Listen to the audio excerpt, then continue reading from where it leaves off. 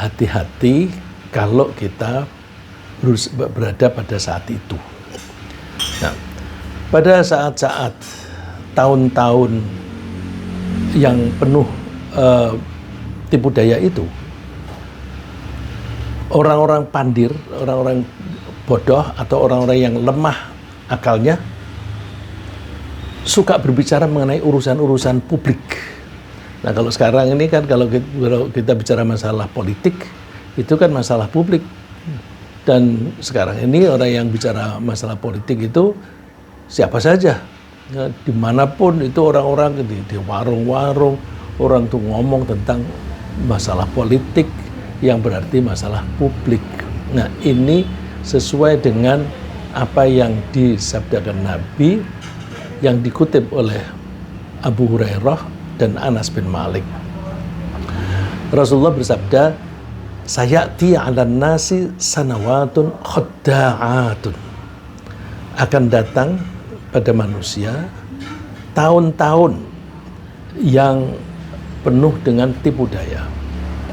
Yusaddaqu fihal kadhib. Orang bohong, pembohong dianggap jujur, dianggap benar. Wa yukadzabu fiha as-shadiq, dan orang yang jujur yang mengatakan apa sebenarnya malah dianggap bohong. Wa yu'tamana fiha al-kha'in. Al-kha'in itu pengkhianat. Orang berkhianat malah diberi amanat.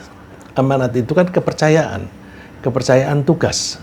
Nah, kalau kita lihat saat ini kan orang untuk menjadi pejabat, apakah kepala daerah atau anggota DPR atau bahkan presiden dan wakil presiden, itu bukan dipilih karena karena kejujuran mereka, tetapi mereka mesti melamar.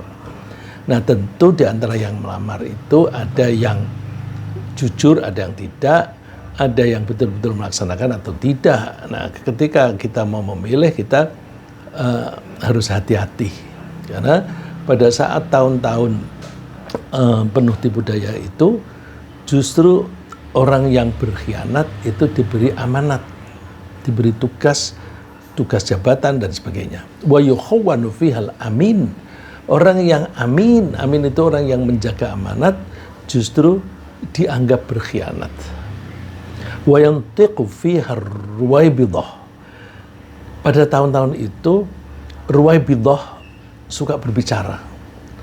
Ini rupanya ruwaibidah ini kosakata yang baru untuk para sahabat. Nah, ini salah satu contoh, salah satu bukti bahwa Nabi Muhammad ini bicaranya itu berdasarkan wahyu. Beliau bisa memilih kosakata yang pas, tetapi orang-orang belum tahu. Jadi tidak ada yang ngajari gitu. Mereka bertanya, "Wa ruwaibidah? Ruwaibidah itu apa, Nabi?" Terus Nabi menjawab, "Ar-rajulu at-tafihu yatakallamu fi amril ammah." Yaitu orang yang lemah akalnya, orang yang bodoh, suka berbicara tentang urusan-urusan umum. Nah, ini apakah saat ini cocok atau tidak? Kalau misalnya ini cocok pada saat ini, mungkin karena kita mengikuti sistem yang menyebabkan kemungkinan seperti itu. Karena saat ini kan untuk menjadi pejabat itu harus melamarnya kepada rakyat. Ya. Kemudian karena melamarnya kepada rakyat, maka rakyat itu memilihnya siapa yang mereka kenal.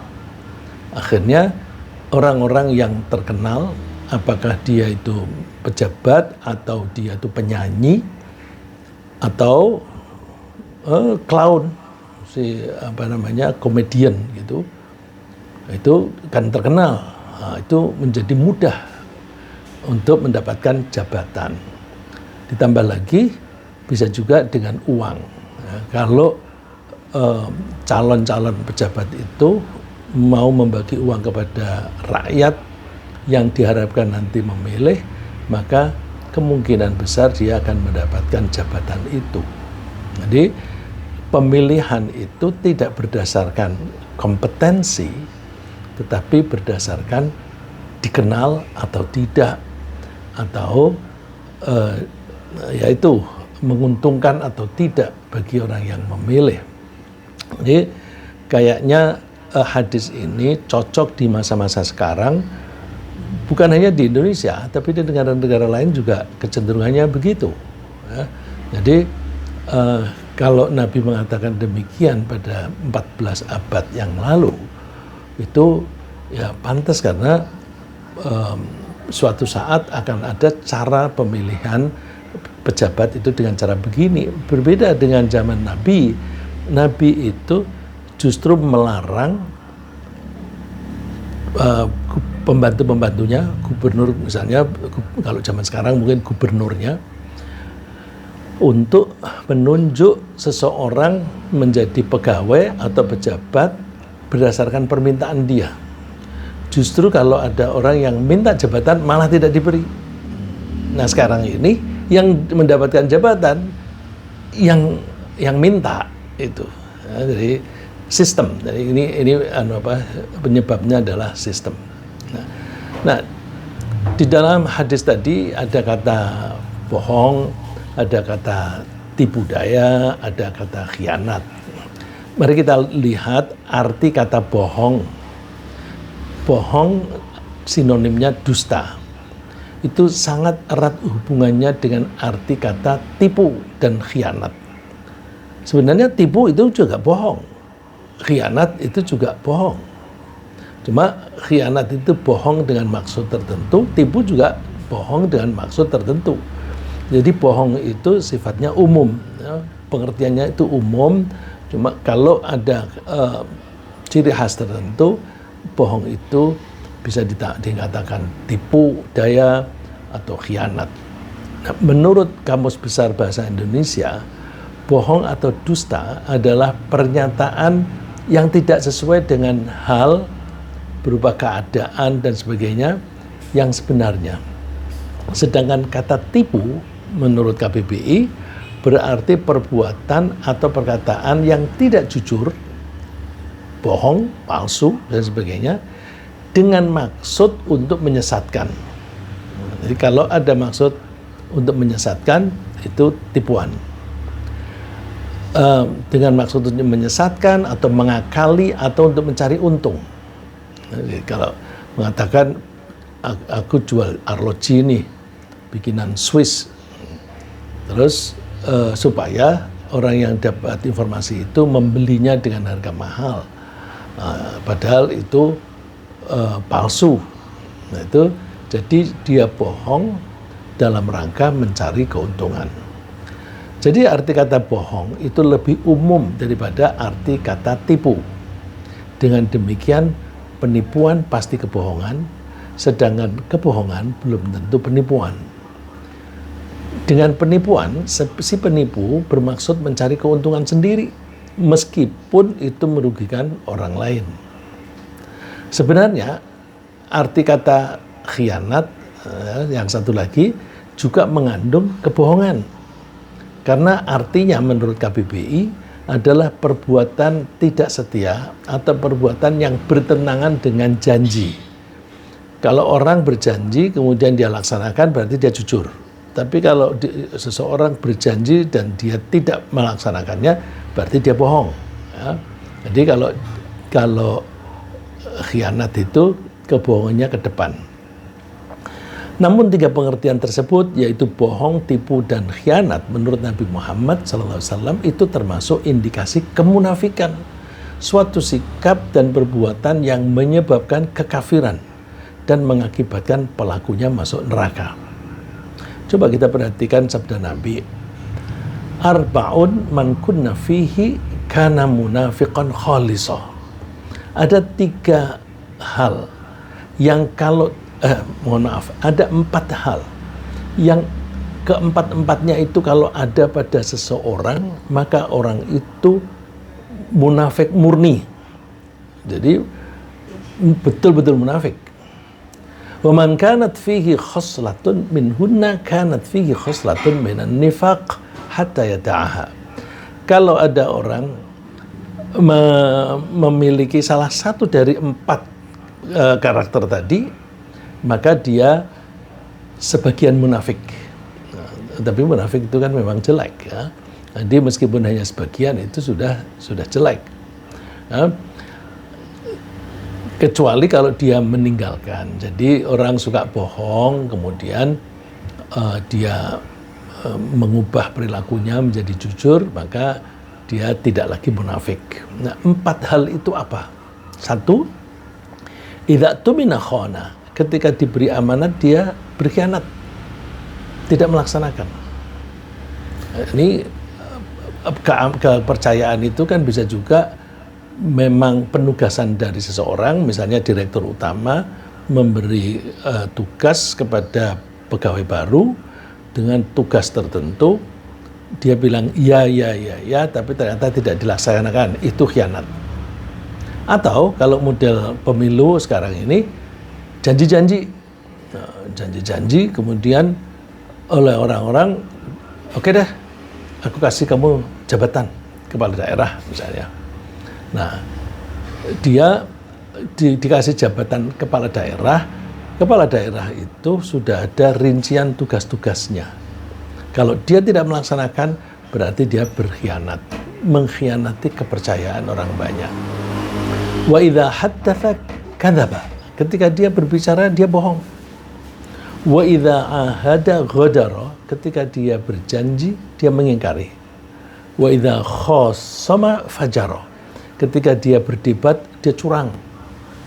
Saya ulang, jadi 4 hal yang menjadi indikasi kemunafikan. 1, ketika diberi kepercayaan dia berkhianat, ketika berbicara dia bohong, ketika janji dia mengingkari, dan kalau dia berdebat atau berargumen maka dia curang. Nah, kebalikan dari 3 hal tersebut adalah kejujuran. Kata jujur, pokoknya kalau jujur, betul-betul jujur, 4 itu tidak ada. Jadi kebalikan dari 3 hal tersebut adalah kejujuran, bahkan 4 tadi ya. Jujur dalam tutur kata, jujur dalam menyatakan dan melaksanakan janji, dan jujur dalam melaksanakan tugas yang diamanatkan. Itulah sebabnya kejujuran merupakan bagian dari ketakwaan jika didasari keimanan. Ya. Saya ulang, kejujuran akan merupakan bagian dari ketakwaan jika kejujuran itu dilaksanakan berdasarkan keimanan. Sabda firman Allah, "Walladzi jaa'a bis-sidqi wa saddaqa bihi ulaika humul muttaqun." Dan orang yang membawa kebenaran dan menganggap yang benar itu benar, mereka itulah orang yang bertakwa. Jadi perlu mengatakan yang benar itu benar, karena pada masa-masa seperti sekarang ini, masa kampanye, itu bisa saja yang benar dianggap salah karena ingin menjatuhkan citra lawan. Nah, oleh karena itu, meskipun itu yang mengatakan lawan politik, ya kalau benar harus dikatakan benar. Itu hanya bisa dilakukan oleh orang yang bertakwa. Sebaliknya, kebalikan dari kejujuran, yang namanya kebohongan, penipuan, dan pengkhianatan itu bertentangan dengan ketakwaan. Dan oleh karena itu Allah melarangnya. Masing-masing dari 3 hal yang barusan saya sebut tadi, itu berpotensi merugikan orang lain. Kebohongan dalam informasi misalnya, bisa menyebabkan orang lain melakukan kesalahan dalam mengambil keputusan. Karena kita setiap hari itu butuh mengambil keputusan, dan kalau kita mengambil keputusan, kita biasanya mengumpulkan data dan informasi. Kalau data atau informasi yang kita gunakan untuk mengambil kesimpulan, keputusan, maka bisa salah langkah. Ya. Bisa salah langkah. Kalau salah langkah, dia rugi. Ya. Misalnya, beberapa waktu yang lalu, ada sekarang ini tanggal berapa ini? 22 ya, atau 29. Pada awal bulan yang lalu itu ada informasi dari media yang terkenal. Media itu mengatakan bahwa hati-hati ya, bukan hati-hati, ada kelonggaran pada tanggal 10 November. Tanggal 10 November adalah Hari Pahlawan. Oleh karena itu, peraturan ganjil genap di Jakarta tidak diberlakukan. Nah, itu kalau orang membaca itu kan tenang pada tanggal 10, bebas kok. Ternyata kalau nomornya tidak cocok dengan tanggalnya, yaitu orang-orang yang mobilnya bernomor ganjil, ya akan kena tilang. Jadi informasi tadi itu merugikan orang lain.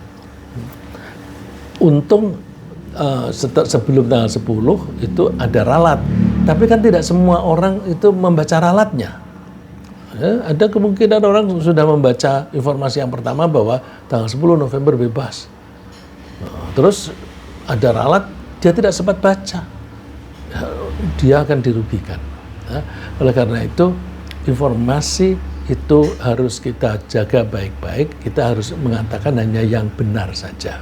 Ya, informasi yang bohong itu bisa menyebabkan kerugian orang lain, dan oleh karena itu Allah mengancam akan menimpakan siksaan berat bagi pembohong.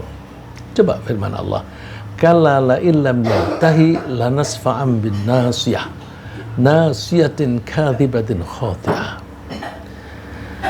Jangan demikian, sungguh jika dia tidak mau berhenti berbuat demikian, niscaya kami tarik ubun-ubunnya, yaitu ubun-ubun yang berdusta lagi durhaka. Coba kalau kita perhatikan ayat ini kan, orang ini akan diseret, dilemparkan ke neraka dengan cara dipegang ubun-ubunnya. Siapa itu? Nasiyatin kadzibatin khati'ah, orang yang mempunyai akal. Ubun-ubun itu simbol dari isinya. Kalau orang bilang dadaku sakit, itu artinya hatiku sakit yang ada di dalam. Ini ubun-ubunnya suka bohong. Ubun-ubun itu tempat otak, tempat akal.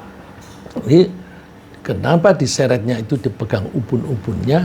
Karena inilah yang suka bohong. Kadzibatin khati'ah, yang suka bohong dan suka melanggar. Khati'ah itu berbuat salah dengan sengaja, itu kan melanggar. Itu ancamannya akan dimasukkan ke neraka. Maka bagi kita nggak ada pilihan lain kecuali jujur. Nah, sedangkan pengkhianatan itu bisa merusak tatanan hidup. Misalnya pada saat ini, pengkhianatan sering terjadi karena banyak sekali orang yang tidak memiliki keahlian dan kompetensi, diberi jabatan hanya karena mereka telah berjasa dalam membantu kemenangan seseorang menjadi kepala negara atau kepala daerah. Nah, ini kan relawan-relawan yang mendukung seseorang dalam kampanye sehingga orang itu menjadi kepala daerah atau menjadi kepala negara. Imbalannya dikasih jabatan. Jabatan yang kita saksikan selama ini, ada yang ditugasi jadi dubes. Orang terkaget-kaget, orang itu jadi dubes, dia tahu apa itu? Ya. Dubes tidak ngerti geopolitik, tidak tahu bagaimana cara kerjasama ekonomi dan sebagainya. Tiba-tiba jadi dubes. Nah, itu kan orang yang tidak kompeten. Ada juga orang yang membantu kampanye untuk memenangkan seseorang, jadi komisaris BUMN. Dia tahu apa itu? Dia nggak ngerti apa-apa. Dia hanya seorang penyanyi. Nah, itu berarti orang yang tidak punya kompetensi mendapatkan jabatan. Nah, orang semacam itu berpotensi untuk menjadi berkhianat. Karena apa? Ya, karena nggak tahu. Karena nggak tahu, jadi dia tidak bisa melaksanakan tugasnya. Kalau begitu salah siapa? Ya salah yang nugasi. Karena tidak memiliki keahlian dan kompetensi, mereka ini tidak mampu melaksanakan tugasnya dengan baik, dan ini merupakan pengkhianatan. Rasulullah SAW memberi peringatan bahwa urusan kemasyarakatan bisa rusak gara-gara penugasan kepada orang yang tidak memiliki keahlian di bidang tugasnya. Sabda Nabi, fa idza dhuyyatil amanatu fantadhiris sa'ah. Ketika amanah kepercayaan itu disia-siakan, maka tunggulah sa'ah. Sa'ah ini kadang-kadang berarti hari kiamat. Tapi bisa juga hari kiamat itu kan dimulai dengan kehancuran. Jadi sa'ah juga seringkali diartikan sebagai kehancuran. Jadi kalau diartikan kehancuran, kalau kepercayaan itu disia-siakan, artinya tidak dilaksanakan dengan baik, maka tunggulah saat terjadi kehancuran. Setidaknya kehancuran di bidang itu. Nah, kalau seseorang tidak mempunyai keahlian di bidang, misalnya di bidang ekonomi, dia ditugasi untuk menangani pembangunan ekonomi. Ya, dia bisa, polisinya bisa ngaco, ekonomi bisa hancur. Ya. Pada saat Nabi mengatakan demikian, ada orang Badui. Orang Badui itu kan orang yang hidupnya nomaden, pindah-pindah dan tidak sekolah. Nah, oleh karena itu biasanya pengetahuannya tidak banyak. Ada seorang Arabi bertanya, kaifa idha'atuha? Bagaimana menyanyiakan amanat itu? Nabi menjawab, idza wussidal amru ila ghairi ahlihi fantadhiris sa'ah. Kalau suatu urusan diserahkan kepada orang yang bukan ahlinya, maka tunggulah kehancuran. Nah, ya, karena tidak bisa melaksanakan, tidak bisa berbuat apa-apa. Ya, kalau kadang-kadang kita tuh heran untuk perusahaan-perusahaan atau untuk, anggaplah misalnya di BPM, itu tidak mungkin ada seseorang ditugasi padahal dia tidak punya keahlian. Nah, untuk ditugasi suatu tugas itu kan mesti dipelajari dulu dia punya keahlian apa enggak, dia punya kemampuan atau tidak. Setelah dites sana sini, kira-kira bisa, baru dia dikasih tugas. Tapi zaman sekarang ini nggak usah pakai tes, tiba-tiba menjadi calon kepala daerah, calon kepala negara atau wakilnya. Nah, ini kan jadi runyam.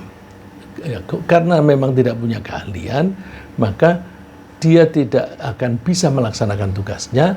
Kalau dia tidak bisa melaksanakan tugasnya, padahal tugas sudah diserahkan, sudah diamanatkan kepadanya, maka dia entah sengaja atau tidak menjadi berkhianat. Ya. Pengkhianatan juga merugikan orang yang dikhianati. Bisa orang satu, bisa orang banyak.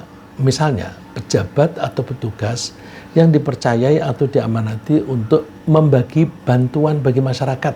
Misalnya, ada bencana, terus kemudian ada anggaran dari pemerintah pusat atau pemerintah daerah untuk dibagi-bagi kepada para korban. Terus tidak diserahkan kepada mereka, disimpan sendiri. Nah, itu kan merugikan orang yang kelaparan dan sebagainya. Atau kadang-kadang bukan pejabat. Kalau di kampung-kampung ada bantuan, itu kan tidak bisa lalu terus setiap orang didatengin satu-satu. Kadang-kadang ada orang yang mewakili.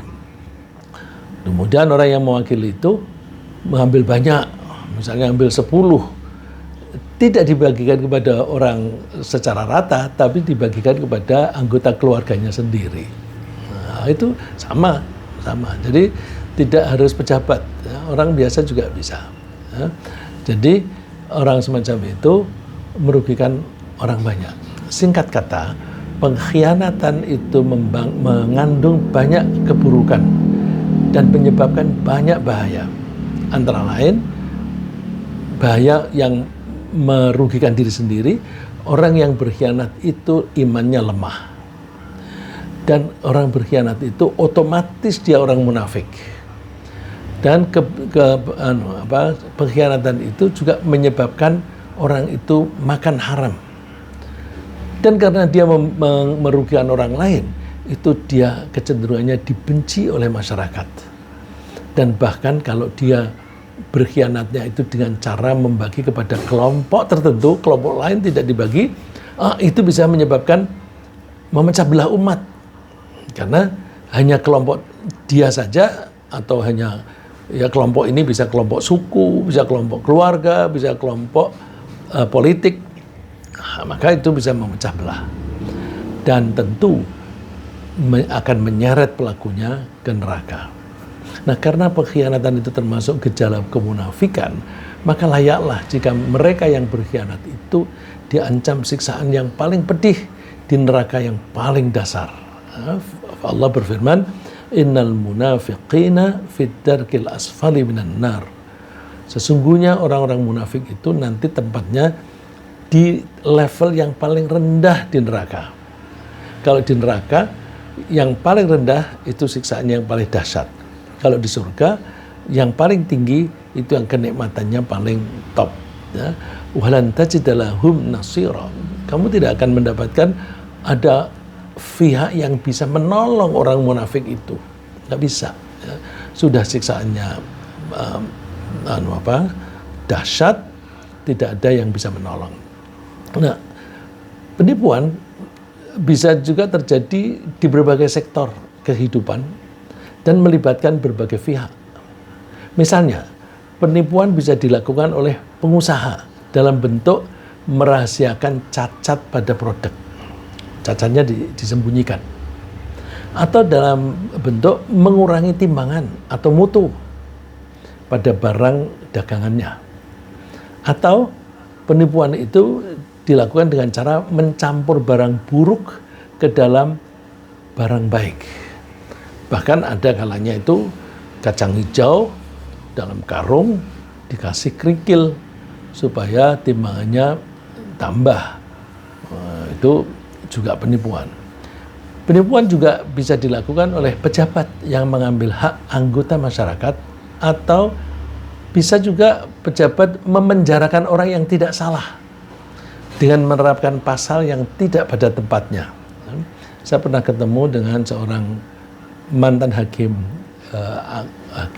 tinggi, mohon maaf, karena mantan hakim agung. Dia bercerita bahwa memenjarakan seorang pejabat itu mudah. Sebagaimana kita ketahui, misalnya seorang menteri kalau mengambil kebijakan itu mesti ada pertimbangan-pertimbangan. Pertimbangannya berdasarkan Undang-Undang Dasar 45, berdasarkan Undang-Undang ini nomor ayat sekian, Undang-Undang ini pasal sekian, ayat sekian, dan sebagainya. Itu dengan maksud bahwa keputusan yang saya bikin ini itu konstitusional ya, sesuai dengan undang-undang. Nah, mantan hakim agung itu cerita bisa memenjarakan orang itu. Caranya gimana? Diambil aja undang-undang yang bertentangan dengan itu. Menurut dia, banyak undang-undang di Indonesia ini yang satu bertentangan dengan undang-undang lain. Kalau dia membuat pertimbangan itu undang-undang tertentu, cari aja undang-undang lain yang bertentangan dengan itu. Nanti dia bisa masuk penjara. Nah, kalau dilakukan semacam itu, kan itu berarti memenjarakan orang yang tidak salah. Ya. Tidak salah hanya karena dia salah ngambil pertimbangan saja, salah mengambil rujukan undang-undang. Ya. Dan penipuan juga bisa dilakukan oleh pengemis yang pura-pura sakit atau pura-pura berkaki buntung. Ya, ada kasus yang di video itu orangnya pura-pura buntung terus didatengin oleh beberapa orang suruh berdiri. Ternyata kakinya itu diumpetin sehingga kelihatannya itu buntung. Nah, pengemis yang pura-pura sakit atau pura-pura buntung itu memancing rasa belas kasihan orang lain sehingga orang lain yang merasa belas kasihan memberi sedekah kepada dia. Nah, kalau dia tidak pura-pura begitu, dia tidak dapat sedekah. Nah, ini juga penipuan. Ya. Nah, penipuan yang paling keterlaluan, ada penipuan yang paling keterlaluan, yaitu apa? Menipu Allah. Ya. Menipu Allah. Misalnya, seorang calon anggota parlemen, ini sekarang ini kan masa kampanye, itu seorang calon anggota parlemen, anggota DPR atau DPRD, seseorang calon kepala daerah atau calon kepala negara, pura-pura melaksanakan sholat, padahal dia biasanya tidak pernah sholat atau jarang sholat. Kalau sholat juga menunjukkan sikap yang khusyuk, manggil kamera. Ya. Terus itu tujuannya apa? Bukan dalam rangka mengabdi kepada Allah secara murni, tetapi supaya diketahui oleh masyarakat bahwa dia orang mukmin yang baik, dia rajin sholat dan sholatnya khusyuk. Gitu. Nah, ini masa-masa pemilihan umum seperti ini itu banyak penipuan semacam itu. Kita jangan mudah tertipu. Ya. Kalau yang banyak tipuan yang kita lihat di jalan-jalan itu gambar ya, biasanya kan ada foto dipasang. Nah itu foto itu diedit sehingga kelihatannya wajahnya bersih bersinar begitu. Padahal dia wajahnya kumel. Orang kalau suka melakukan kejahatan itu wajahnya mesti menghitam dan kerut, dahinya itu akan kelihatan bahwa dia itu orang yang jahat. Malah ada orang yang mempelajari seseorang yang pernah membunuh orang lain yang tidak semestinya. Itu kata dia, saya tidak menguasai ilmunya. Dia mengatakan bahwa dia bisa melihat seseorang yang pernah membunuh dilihat dari goresan atau kerutan di wajahnya. Jadi kita hati-hati, kita bohong, kita berkhianat, itu kerut wajah kita itu bisa dibaca. Nah ini kenapa keterlaluan? Karena apa? Orang yang pura-pura ibadah itu keterlaluan karena yang ditipu nggak tanggung-tanggung. Tuhan, padahal Tuhan itu kan bisa melihat siapa saja, itu bisa mendengar siapa saja, dan bahkan percakapan di dalam hati itu Allah dengar, itu Allah tahu. Allah bersabda, innal munafiqina yukhadi'una Allah wa huwa khadi'uhum. Orang-orang munafik itu berusaha menipu Allah, lalu Allah membalas mereka. Contohnya, wa idza qamu ila sholati qamu kusala. Ketika mereka berdiri untuk sholat, mereka berdirinya ogah-ogahan, bermalas-malasan. Orang yang berdirinya serius dan orang yang bermalas-malasan itu kentara dari cara berdirinya. Yura'unan nas, mereka itu sholat hanya dalam rangka pamer kepada orang lain. Wala yadhkurunallaha illa qalila, tidak menyebut asma Allah kecuali sedikit. Karena apa? Menyebut nama Allah kan bisik-bisik, orang lain tidak dengar. Tapi kalau gerakan orang-orang tahu. Jadi kekhusyuan itu ditunjukkan dalam bentuk gerakan, tapi bacaannya itu tidak dipenuhi karena perhitungan mereka orang-orang lain itu tidak melihat. Nah, setelah memperhatikan buruk dan bahayanya kebohongan, penipuan dan pengkhianatan, mari kita berusaha menghindarinya dengan mentaati bimbingan dan anjuran Allah dan Rasul-Nya. Misalnya, Allah menganjurkan kita untuk selalu jujur dalam bertutur kata, sambil menjanjikan akan membuat perilaku kita menjadi wajar atau solih. Solih itu artinya wajar. Ya ayyuhalladzina amanu taqullaha wa qulu qawlan sadida. Wahai orang yang beriman, bertakwalah kalian dan berkatalah kata-kata yang benar. Nah, ini kan jujur. Nah, kalau kamu mengatakan yang benar, yuslih lakum a'malakum, maka Allah akan membuat perilaku kalian menjadi wajar. Orang yang bohong itu mesti perilakunya aneh-aneh. Misalnya seorang istri itu kalau melihat suaminya tuh kelakuannya aneh-aneh, udah mulai curiga tuh. Wah, ada apa ini? Wah, terus coba dibuka HP-nya dan sebagainya. Nah, itu jadi kalau ada orang perilakunya aneh-aneh, itu sebenarnya indikasi bahwa dia tidak jujur. Kalau orang yang jujur, dia akan wajar. HP-nya mau dibuka oleh siapapun, dia tidak khawatir. Bahkan HP-nya tidak perlu dikunci. Kalau tuh ada kuncinya, semua keluarga di rumah itu tahu kuncinya apa, bisa dibuka. Nah, kalau orang itu mau jujur, maka perilakunya akan wajar, wa yaghfir lakum dzunubakum, dan Allah pun akan mengampuni dosa-dosanya. Wa may yuti'illah wa rasulahu faqad faza fawzan 'azima. Siapa yang mau taat kepada Allah dan Rasulnya, dalam hal ini taat dengan cara bertakwa dan berkata jujur, maka sungguh dia akan mendapatkan keuntungan yang besar. Kemudian untuk menghindari pengkhianatan. Untuk menghindari pengkhianatan, Allah menganjurkan kita untuk selalu melaksanakan tugas yang diamanatkan kepada kita. Kalaupun ada orang yang mengkhianati kita, boleh nggak kita membalas dengan berkhianat balik? Nggak boleh.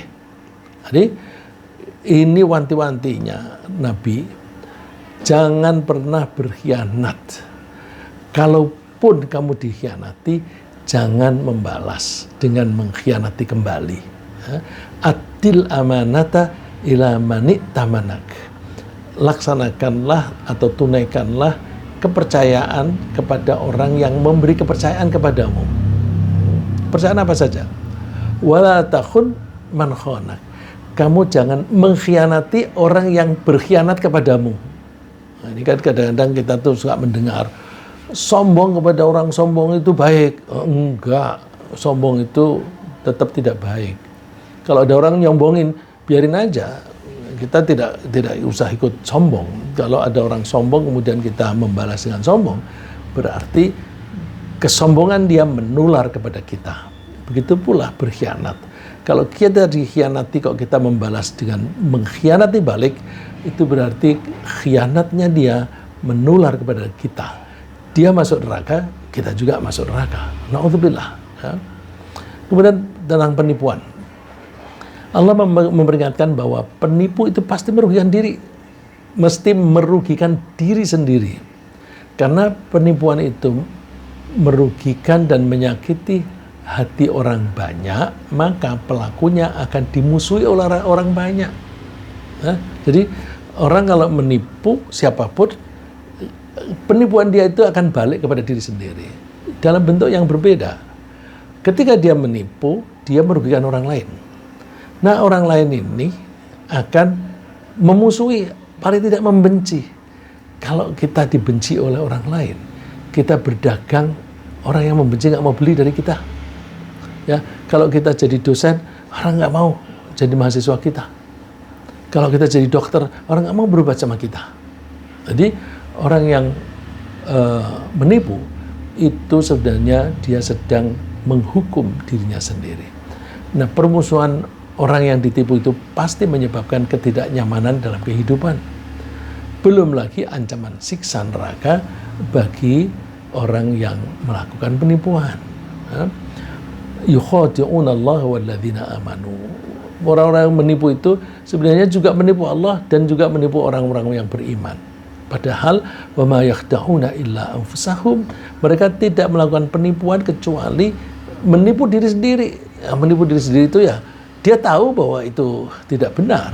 Itu kan dia membohongi diri sendiri dan dia menipu itu yang nanti kembali pada diri sendiri. Wa ma yash'urun, sedangkan mereka tidak menyadari hal itu. Nah, oleh karena itu mudah-mudahan kita tidak pernah melakukan penipuan dan apa yang kita bahas ini menjadi peringatan bagi kita untuk tidak melakukan penipuan. Nah, kalaupun kita ditipu oleh orang lain, boleh nggak kita membalas menipu orang lain? Nggak boleh juga. Ya, jadi kalau ada orang menipu kita, ya udah pasrahkan kepada Allah. Kalau kita rugi gara-gara kita membeli barang dari dia karena penipuan itu, mudah-mudahan Allah mengganti kita dengan rezeki yang lebih baik. Ya. Tapi orang itu rugi sendiri karena dia tidak akan laku dagangannya. Paling tidak orang yang ditipu tidak akan membeli lagi dari dia. Dan kalau kita berserah diri kepada Allah, ya udah kita serahkan kepada Allah. Dia bertanggung jawab langsung kepada Allah. Saya juga bertanggung jawab kepada Allah. Aku tidak harus mempertanggungjawabkan perilaku dia dan dia tidak perlu mempertanggungjawabkan perilakuku. Oleh karena itu, biarkan aja. itu biar urusannya dengan Allah. Ya. Allah menyatakannya begini, wa in yuridu ayyakhda'uka fa inna hasbakallah. Kalau orang-orang itu berkehendak ingin menipu kamu, maka Allah akan mencukupi kamu. Artinya Allah akan melindungi kamu, Allah akan merahmati kamu. Kalaupun kamu sudah dirugikan, Allah akan mengganti. Walladzi ayyadaka binasrihi wa bil mu'minin. Allah lah yang akan memberi kekuatan kepadamu dengan cara menolongnya dan juga kepada orang-orang yang beriman. Ya. Jadi ringkasnya apa yang kita bahas pagi ini, pada tahun-tahun tipu daya, pembohong dianggap jujur dan tugas diserahkan kepada pengkhianat. Kebohongan, penipuan, dan pengkhianatan itu marak di kalangan masyarakat pada saat itu. Umat Islam dianjurkan menghindari kebohongan, penipuan, dan pengkhianatan yang merupakan indikasi kemunafikan. Nah, ketika kita ditipu atau dikhianati, kita tidak boleh membalas dengan yang sama. Nah, semoga Allah menjadikan kita sebagai umat yang jujur dan Allah menjauhkan kita dari sifat pembohong, penipu, dan pengkhianat. Amin.